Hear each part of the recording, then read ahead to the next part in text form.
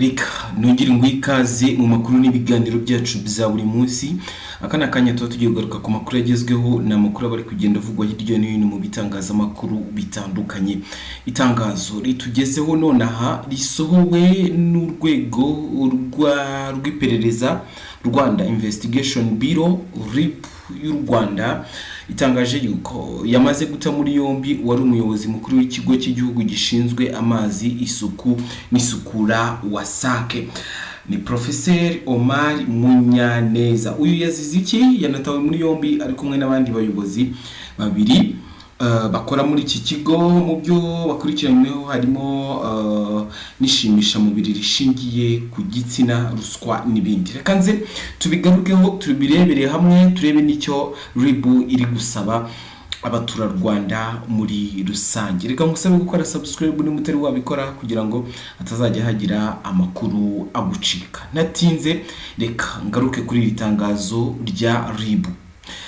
Ni itangazo ryacishijwe ku mbuga nkoranyambaga rigira riti RIB yafunze wari umuyobozi mukuru w'ikigo cy'igihugu gishinzwe amazi, isuku n'isukura WASAC.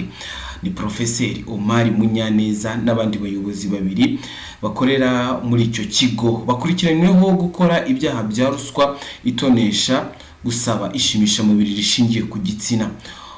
Ubu bafungiye kuri station ya RIB Kimihurura na Kicukiro mu gihe hatunganywa dosiye yabo kugira ngo ishyikirizwe ubushinjacyaha. RIB rero yashimiye abantu bagize uruhare mu gutuma ibi bikorwa bitahurwa. Irakomeza kandi kuburira abantu kudakoresha umwanya w'akazi mu nyungu zabo bwite kuko bihanwa n'amategeko, kandi ko izakomeza kubirwanya kubw'ineza ya rubanda cyangwa se kubw'ineza y'abanyarwanda. Katubanza tugaruke kuri uyu profeseri, ubundi tugaruke tugira icyo tuvuga kuri aya makuru. Profeseri Munyaneza yagizwe umuyobozi mukuru wa WASAC muri Nzeri 2023 nyuma yuko yari umudepite mu nteko ishinga amategeko y'u Rwanda. Yasimbuwe kuri uwo mwanya na Dr Asaf Kabasha kwa 17 Nyakanga 2025. Rero Professor Munyaneza yavutse 1973, afite impamyabumenyi y'ikirenga mu bijyanye no gucunga amazi, hydrology and water resource engineering management, yavanye muri IHE Delft Institute for Water Education yo mu Buholandi, ndetse afite inararibonye mu bijyanye no gucunga amazi kuko yabyigishije imyaka myinshi muri kaminuza y'u Rwanda, ndetse yanabaye perezida w'inama y'ubutegetsi muri WASAC cyangwa umutegetsi muri WASAC. Ndakeka mumaze kumumenya gake background ye. Igihari rero mu byo akurikiranyweho cyangwa mu byo RIB yatangaje mukurikiranyeho harimo n'aba bayobozi bandi barimo bakurikiranyweho gukora ibyaha bya ruswa, itonesha, gusaba ishimisha mubiri rishingiye ku gitsina, itonesha no gusaba ishimisha mubiri rishingiye ku gitsina. Nukuvuga ngo aba bagabo harimo kuba bakaruswa cyangwa harimo kuba bafata ruswa, corruption, n'ibigendanye na ruswa ishingiye ku gitsina n'itonesha. Hari abantu batoneshejwe. Abantu batoneshejwe ku mpamvu tuzamenya mu mizi cyangwa tuzamenya mu rubanza bizatangarizwa mu rukiko. Ariko iyo wakaruswa umuntu ushobora kuba ari na ruswa y'amafaranga cyangwa ina ruswa ishingiye ku gitsina, tukaza tukabihuza nari yashimisha mubiri rishingiye ku gitsina. Ahanini aba ari kugira ngo wenda nimba ari umuntu usanzwe uri mu kazi, utari mu kazi aba ari kugira ngo ahabwe akazi.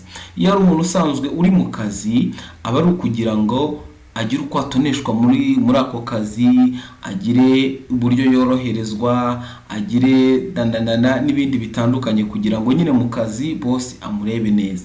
Iyo ibyo bintu utabikoze rero hari ukuntu ujya mu kaga.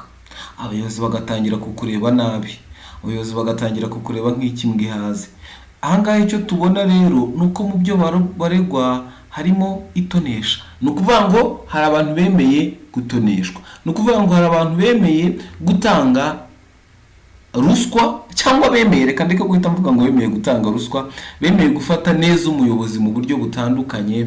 Harimo kuba nyine hari ikintu bapimira boss gishobora kuba kirimo amafaranga, cyangwa ashobora kuba haza muri icyo kintu cy'igitsina, kuko hariho ishimisha mubiri rishingiye kuki, rishingiye ku gitsina. Ako kantu mukandika hano.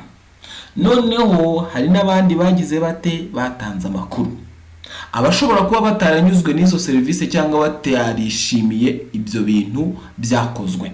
Dusubire inyuma, navuze nti hari abantu bashobora kwaka ruswa y'amafaranga cyangwa se y'igitsina. Iyo ruswa iyo uyitanze, ni ukuvuga ngo nyine iminsi ibiri kwicuma hazamo, niho handi twabonye hashobora kuzamo itonesha, kandi iryo naryo barikurikiranyweho.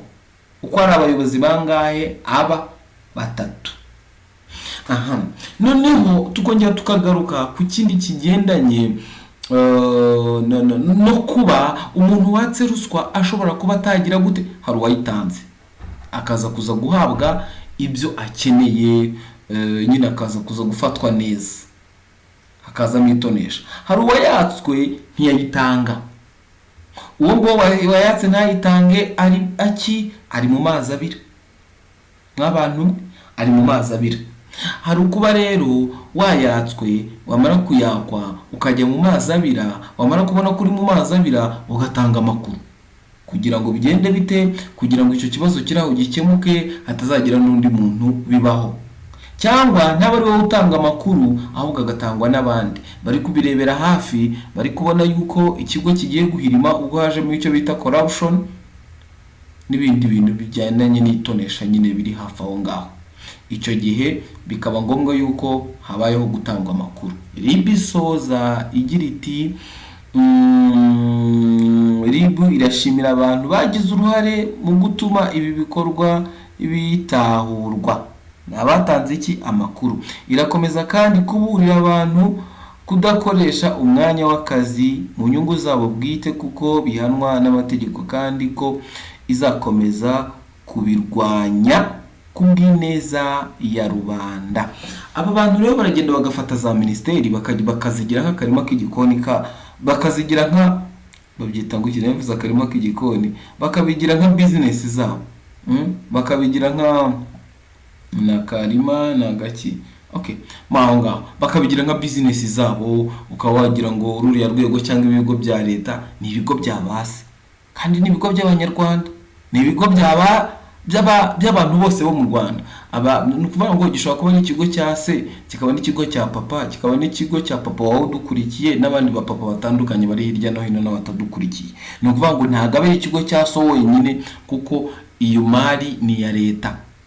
Ni ukuvuga ngo nibutse inkuru y'umusaza umwe wari wagiye kwitemera agati mu ishyamba, nuko baramufata baramubaza bati, wa muzehe we, kuki uri gutema igiti mu ishyamba rya leta? Umusaza ati, nta muntu nzi umuturanyi wanjye witwa leta. Ati, kandi imirimo iranga yose ni y'abaturanyi. Bati, nyamara wahoho wakoza amabara wagiye gutema igiti mu ishyamba rya leta. Uwo mugabo aravuga ati, ko nta muntu nzi duturanye witwa leta. Uwo leta ni nde? Nimunsobanurire ubundi uwo leta ni iki, ibyo ni ibiki? Baramubwira bati rero bajya kumusobanurira leta. Baramubwira ati, arababaza ngo leta ni iki? Baramubwira ngo leta ni wowe, ngo leta ni nge, ngo leta n'uriye. Bishatse kuvuga ko twese turi leta. Uwo mugabo ati rero ngaho nimundeke uruhare rwanjye narukuyeho.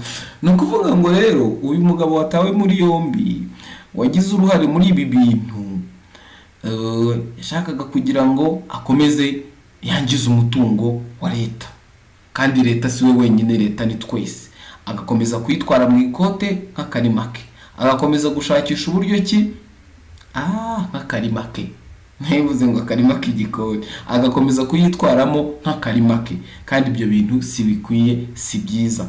Niyo kaba ari akarima kawe ukazanamo ibintu byo kunenganenga, ukazanamo ibintu bya za ruswa, itonesha n'ibindi bintu nk'ibyo, ni ukuvuga ngo gahunda yawe irapfa, uwo murima wawe ntago wera, uwo murima wawe bawuhinga nabi, kubera ko nyine abafite ubushobozi atari bo uhereza umwanya, ahubwo umwanya uwuhereza abadashoboye kubera icyo baguhaye. Ibyo ntabwo ari byiza. Niyo mpamvu RIB yagize iti izakomeza kubirwanya kubw'ineza ya rubanda, kugira ngo igihugu gikomeze gitere imbere, kugira ngo hadakomeza no kugira abakandamirwa cyangwa abakomeza kuryamirwa bikozwe n'abayobozi bakoresheje ububasha bwabo mu nyungu zabo bwite, ku bigendanye no gushimisha umubiri wabo bwite, ku bigendanye no gufata amafaranga bakayajyana muri business zabo bwite. Ibyo ni bikomeza gusubiza inyuma igihugu. Tuzakomeza kubakurikiranira. Uyu ni umwanya tuba turi kubagezaho amakuru abatandukanye bari kugenda avugwa ku mbuga nkoranyambaga, mu binyamakuru bitandukanye n'ahandi. Wibuke gukora subscribe kugira ngo tujye tubana. Nimba wakunze ibyo dukora, niba ariko nanone utari wayikora, ko ushobora kuba warayikoze, wakongera gukoraho igahita ivaho.